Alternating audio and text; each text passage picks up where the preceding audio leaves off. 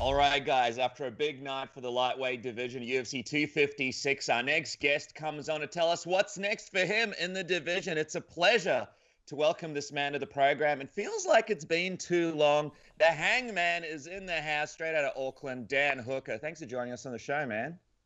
No trouble at all, lads. It's always an interesting time.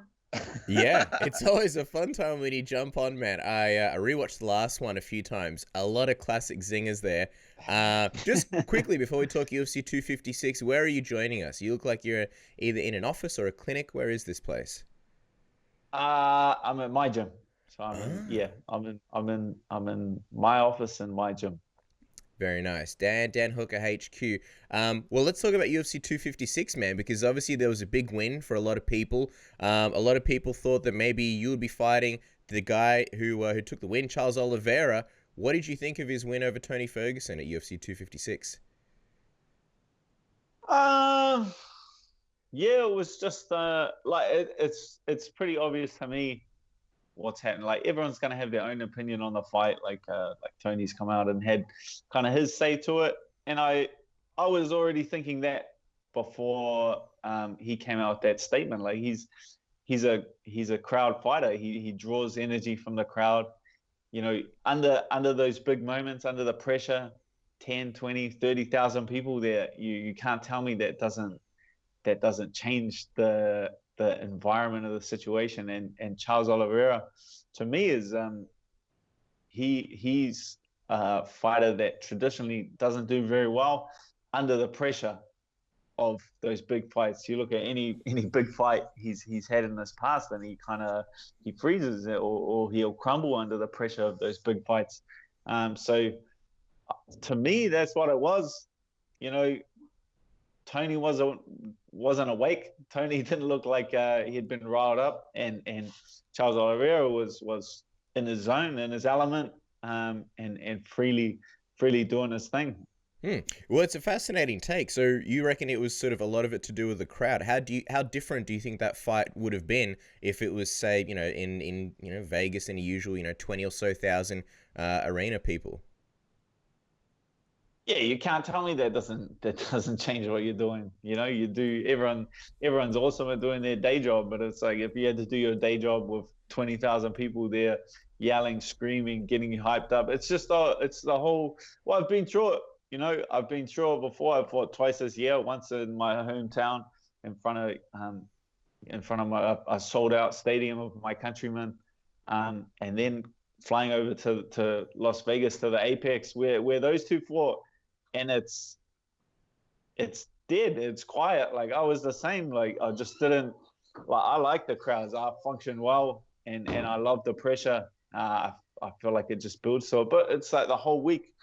Open workouts, weigh-ins, like when you've got crowds there, you can draw energy from it, and it gets you going, or it makes fighters cramp up and freeze. Like everyone's got like world champion training partners. That's a thing. There's a name for it. World championship training partners. They're guys that will kick the ass of the biggest name fighter in your gym, but he struggles to compete in an amateur environment. He struggles to compete in like an in-house gym fight. Like you see them freeze. Like you can't tell me that same thing doesn't apply at the highest tier of the sport. And it's interesting that we're just seeing that now. But I don't think, like, it definitely to me would have changed how that fight plays out. Like there's a lot of fighters coming up under these conditions, under this environment, like what's the Russian comes up. Like that's another. Like I'm not saying he is. I'm not saying he's a like champion gym fighter, but we just don't know. Like the guy's never fought in the UFC with a crowd. We don't know how he handles pressure.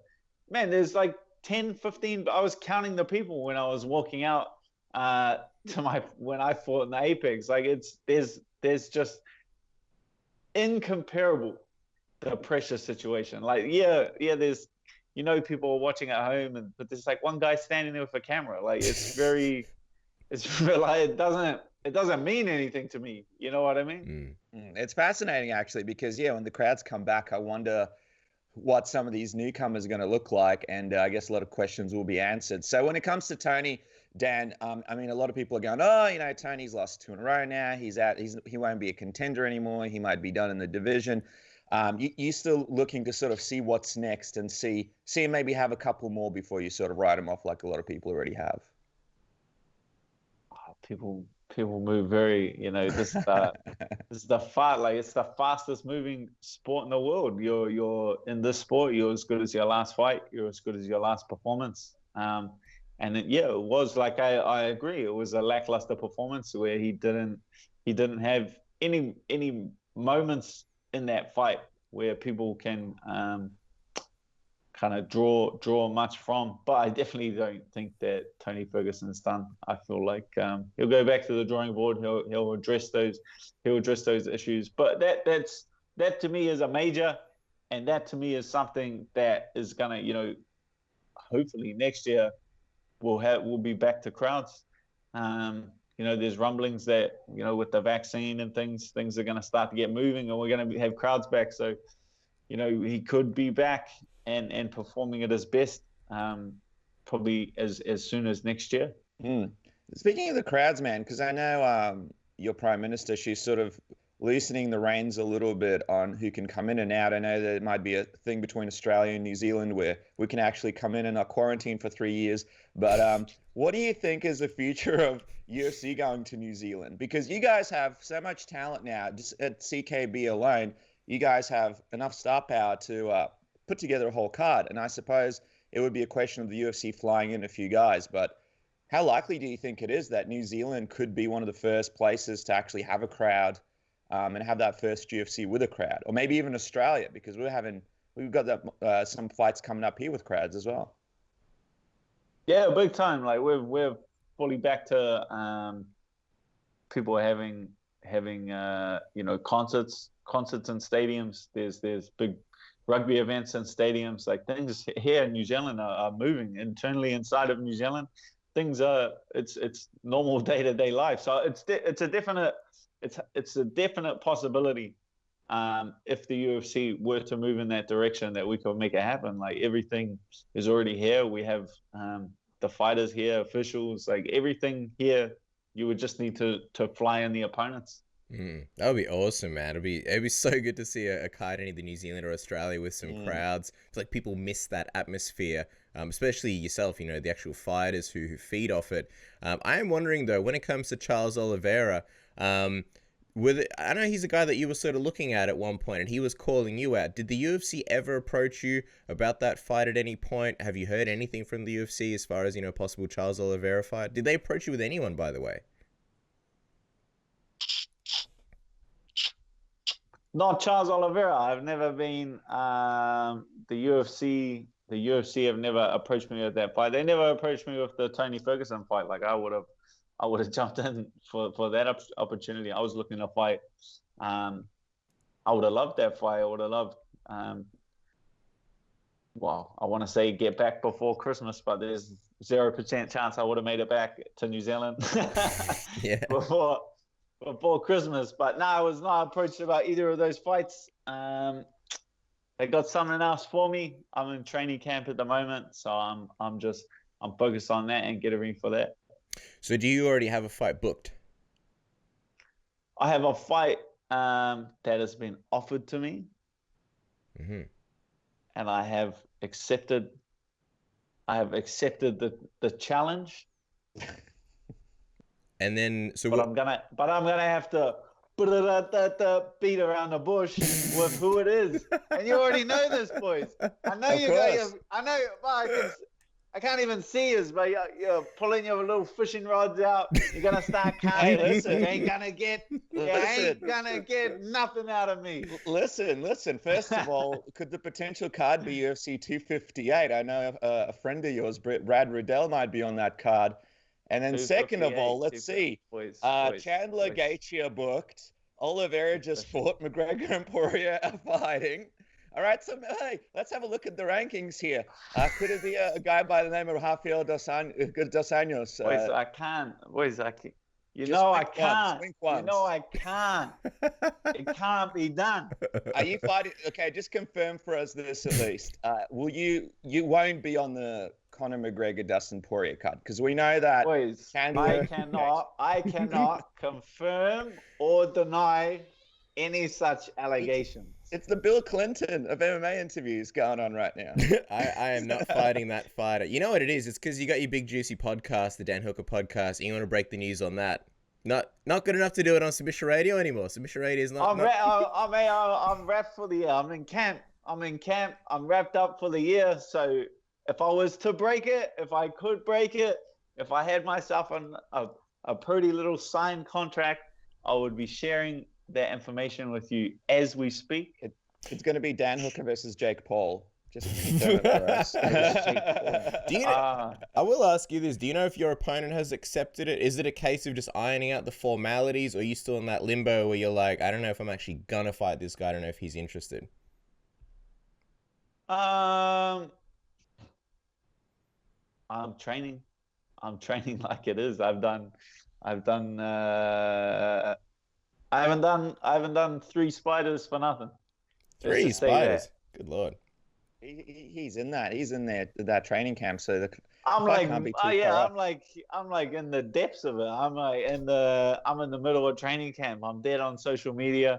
I'm just got my head down and I'm training hard and I'm grinding. So I'm preparing like it's 100%. It's just the environment we're moving in now. I wasn't approached about the Dustin fight till like less than 5 weeks before the event. I didn't have a contract for that fight till 3 weeks before the fight. Like things just move differently in this time and in this environment. You can't get everything perfect because the world's not perfect at this moment. You should just be you just have to be grateful that we're getting the opportunity to get out there and compete and make some money. It's interesting because throughout your career, it's been a little bit difficult for you to lock down an opponent. We know the UFC hasn't always been, throwing guys at you, and it's taken a little bit of work through social media to get it. So it sounds like this time around, you're pretty quiet on social media. Sounds like, would this be a case where one of the first times the UFC has actually come to you with an opponent and you were like, hey, I don't have to go out here and chase this guy around. This is a fight that I'm happy with. Is this one of those first situations for you during your time with the UFC? I am happy with the fight. The fight. Man, I'm excited for this one. I'm excited. I'm excited for this. I'm excited for the card. I'm excited for the opponent. And I cannot wait to share it with you, lads. But it's not today. Well, since you're fighting Michael Chandler on the January 23rd pay-per-view, let me ask you this: who do you think is going to win between Conor McGregor and Dustin Poirier in this rematch? I mean, there's a few things that Dustin has improved in. Obviously, you shared the octagon with him in one of the fights of the year. Do you see any sort of big advancements in his skill set? I mean, it's a different weight class. Do you see this rematch going differently between him and Conor? Well, he's a far different fighter than the first time that they matched, and I feel like he's far more durable at lightweight than he is at featherweight. I feel like he's one of the most durable guys I've ever fought. I hit him with some pretty hard shots, and he just continued to push. He's an incredible pace, which matches up well with Conor has his moments early on, and then kind of has like a little bit of a dip in his energy system, but then it comes back. So it's whether Dustin can time his push, where he just puts the pedal to the metal and starts really pushing the fight at that perfect time where Conor's energy system's kind of dip. If he can push the accelerator there, he might be able to have some success.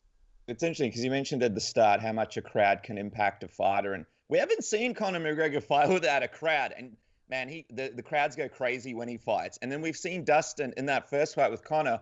The crowd was so crazy. There was so much pressure in that room. Everyone was, yelling, screaming, going nuts. How much do you think not having a crowd is going to impact this fight, especially for a guy like Conor McGregor, who like could be one of those guys that draws from a crowd, and also for a guy like Dustin Poirier, who won't have to deal with that on the fight night, and also probably doesn't have to deal with as crazy of a media week either with Conor McGregor. Oh, big time, big time. That's gonna be like Conor is the best. He's the best. Him and Israel are the best at dealing with the high pressure situations where they got people jumping at buses in front of them, like screaming at them, attacking them. The crowds go absolutely bananas when they're there. Like those guys are cool, calm, and collected, and they handle it. They handle it like no one else. Dustin, I remember him saying that he would be happy after the fight. He would be happy to fight without a crowd for the rest of his career. So it's that's like a very interesting. And I'd say, like for me personally, one of the biggest questions I have, like, can Conor wake up under those conditions? Because I definitely know that Dustin prefers and likes the fight with the no crowd. Just curious, I want to ask you, you mentioned Israel, I want to ask you sort of what you think about his upcoming fight against Jan Blachowicz. But I am curious, with Charles Oliveira, just sort of going back to UFC 256, how do you think he's a guy that sort of established himself as a title contender? Do you think because I know you mentioned that he sort of thrived in that no crowd environment. Is he a guy that impressed you after that fight? Do you think that he's going to sort of potentially make it all the way you guys might meet? Or do you think it's just a case of the circumstance being good for him? Oh, well, he beat Tony. Yeah. He beat Tony. If you beat Tony, I'll say that leading up to that fight. Whoever before that fight was even booked, it's like whoever beats Tony Ferguson lines himself up for a title. And I would definitely rather see that winner of that fight the winner of the Conor Poirier fight.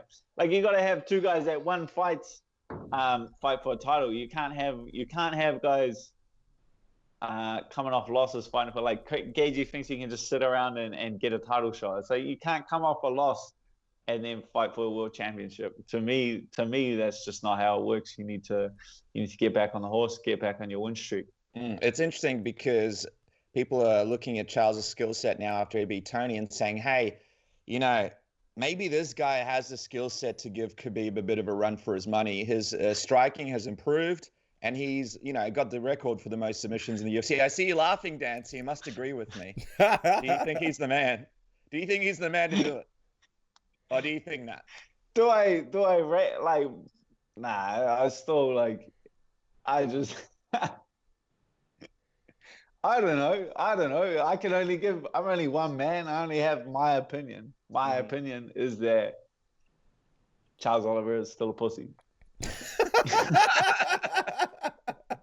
Why pussy? It's funny because he's been such a complimentary interview. Mate, I'm just having a bit of a laugh. It's just not like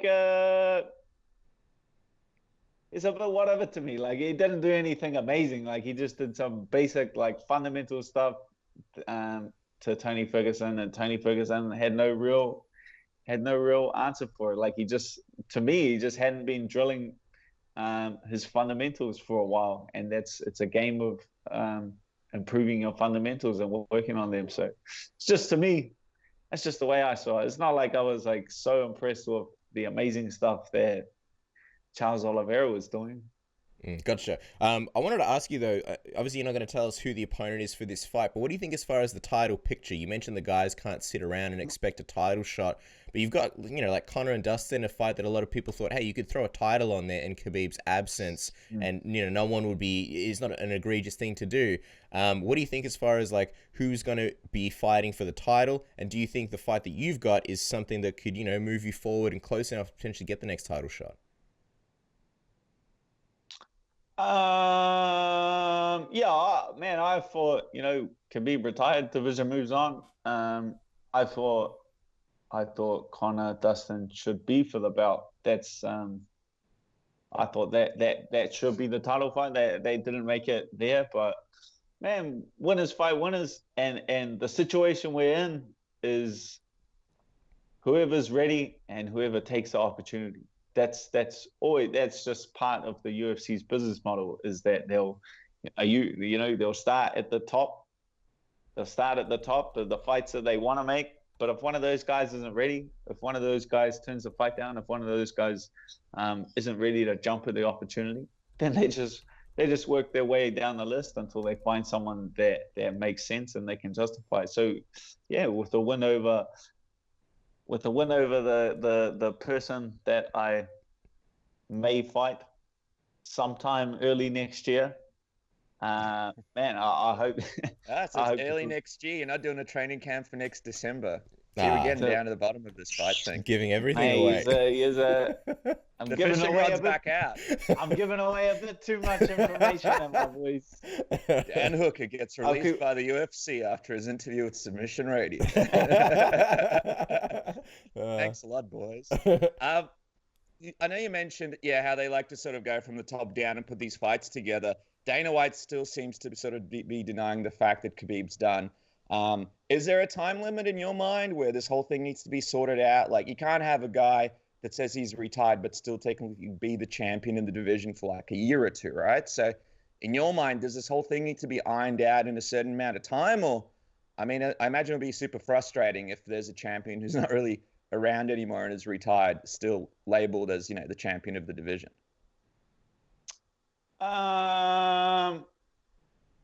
I feel like we're going to get the answers pretty soon. I feel like, I don't know. Like, all the stuff. So now you know when Khabib's coming back too. Do you want to share it with us? Nah, like, are you fighting Khabib? Am I fighting Khabib? Nah, I wish that was the one. I'd announce that one. Let me tell you that.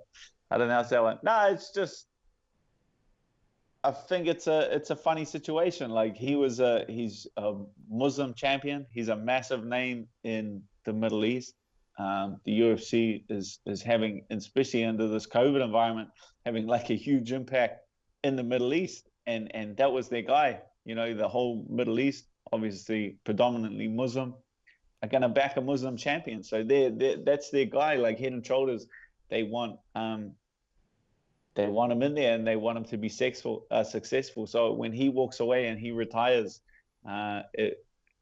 who does the Middle Eastern kind of area get behind? Like, there's no other champion that's ready for a bout or ready for that kind of opportunity to fill that void that he would create. So, the UFC business plan is probably not too happy with Khabib sitting out and especially, vacating a title. Well, I hope that this meeting they have in Fight Island is fruitful and we get some answers. We know that you already know all the answers, Dan, but hopefully we find out the answers. Hopefully it's not like, we met at Fight Island and there's going to be a brand new Khabib hat. Can't wait to sell that merch. We want to know if he's coming back or not, damn it. But speaking of merch, don't forget, guys, it is the holiday season at the moment. And this year, give everybody in your life the gift of a fresh set of smooth balls. You could be Santa and you can have a smooth sack to give everybody as well with our good friends at Manscaped, who will take care of your balls. Your balls will thank you. They have the best grooming tools in the world, not just the Lawnmower 3.0 with 7,000 RPMs of power, LED light, 90 minutes of battery time, and waterproof. And it won't cut your balls or anywhere that you shave on your body. But they got a whole bunch of other things, all sorts of grooming tools and things that you can buy. And they are giving away a 20% off code if you use the code submission. Isn't that right, Dennis? That's right, Cass. During this hot Australian summer, why not use the foot duster? Or what about some ball deodorant so the guys at the gym don't run away from you when it's time to roll? Go to manscaped.com right now. Use the code word submission and trim your junk, shave your trunk. That's right. Well, we're giving away sexy holiday deals. If you're the kind of person that likes to browse the internet and doesn't want anybody tracking you, or if you like to stream things on streaming services like Netflix, Disney Plus, and you want to see what the other people in the world are watching in different regions, you can with a VPN. Our good friends at Pure VPN are giving away a crazy holiday deal with 88% off. So if you sign up for 5 years, it's only $1.32 a month. And they have other plans if you like, where you can sign up monthly or yearly. And if you use the code submission, you get an additional 10% off. Isn't that right, Dennis? Listen, man, this holiday season, Hallmark has released 3,000 movies, and you can watch them in any language you want thanks to PureVPN. Watch the 1996 classic Christmas movie, The Preacher's Wife, with Denzel Washington and Whitney Houston in Italian today. That's at purevpn.com/submission. Get that extra 10% off with code word submission now. Sexy Submission Radio discounts. Now, Dan, before we let you go, obviously we've got to get your thoughts on Israel Adesanya versus Jan Blachowicz, because the last time we spoke to you, you previewed Paulo Costa versus Israel Adesanya, and you called it to a T. Basically, exactly what happened. So, what does Mystic Dan think about this one and how Israel goes when he goes up in weight? That's a tough fight. That's a tough fight for any man. Like that, your Polish power, I can definitely get behind that. That's a dangerous fight. Israel is nuts. That's like a super dangerous fight, man. He's like, but if anyone can do it, that's my guy.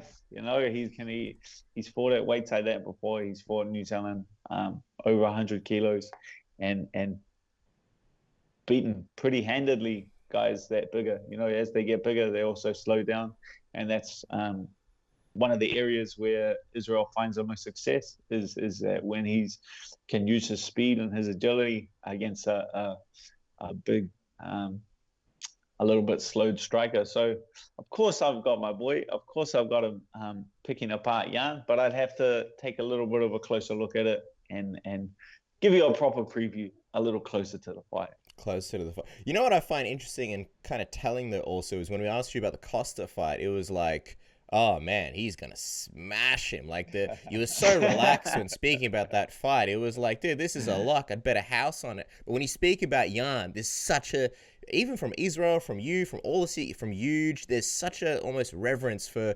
Jan. You guys are not taking Jan lightly in any way. There's a lot of respect there.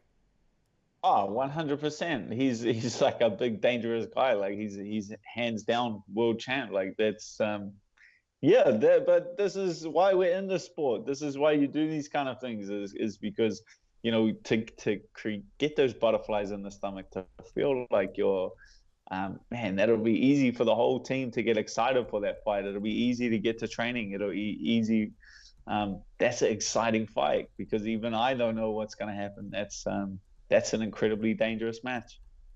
Imagine that. Imagine he fights Jan, beats him, and then fights John Jones after that. That's two crazy matchups back to back. History making. Just quickly, Dan, also want to bring up Challenger Sports Management because we've noticed you're the co-owner of that, and we haven't spoken about that at all. So just quickly, before we wrap up, give us a little insight into that, man. What made you want to go over to the other side and sort of dip your toe in the management pool, and how's it all going for you? Yeah, so well, my entire career I've managed myself and looked after myself. I've had other people kind of work on the branding side of thing and getting me commercial sponsors and working different kind of things. But I've always handled my own fights. I've always dealt and still deal directly with the UFC myself and matching and booking my fights. And I just see, you know, in New Zealand, other people were, I never had that direction. You know, I remember messaging other UFC fighters when I first got in and like, well, what should I do here? How do I negotiate like a new deal? Which fighters, like teammates or just random fighters? Nah, like people I knew through the industry, you know, like other fighters from Australasia, or, you know, even fighters overseas that I had contacts with. But you just learn a lot through that process. So I learned how to negotiate those deals. I learned how to deal with the UFC. I learned a lot. So I have a business partner in Challenger Sports Management who is a Ghana contracts. He's a Ghana negotiating, very successful businessman, and he helps me out with all the commercial sponsorships as well. So it's, you know, we've got our team. We're building fast, we're building strong, and just, man, I just want to just help provide a service that I didn't have access for when I was at that stage in my career. I feel like you don't get enough sort of credit for the fact that not only you're a UFC veteran, but also for the region. You're a man that's done a lot of firsts. I mean, me and Casper keep bringing it up, but there's one time where the UFC didn't give you an open workout and you set up your own open workout at Fed Square, but it's just on Facebook things Live. Like that. Yeah, and people loved it, and it's just little smart things like that. Also, your relationship with the fans and all the different groups, and you're not forgetting all these people, always being cool to everyone. It's definitely cool to see you sort of doing this Challenger Sports Management thing, and yet another area in the sport, because you got the gym, and you got that, and you got the podcast, and the next thing we know, you'll be the Prime Minister of New Zealand, and you'll let us come in without quarantine. So that'll be really good. But guys, for now, make sure to watch Dan fight Michael Chandler, UFC 257 in January. It's a guess. Guys, it's a guess. It's a guess. You can make sure to follow Dan on Twitter at Dan the Hangman, Instagram Dan Hangman, and of course the Combat Academy. If you're in Auckland, make sure to check that out. That's combatacademy.co.nz. We can't wait to see what happens next, Dan. Thanks so much for coming onto the program. I'd say another interesting one in the books. Thank you very much, lads. We'll talk soon.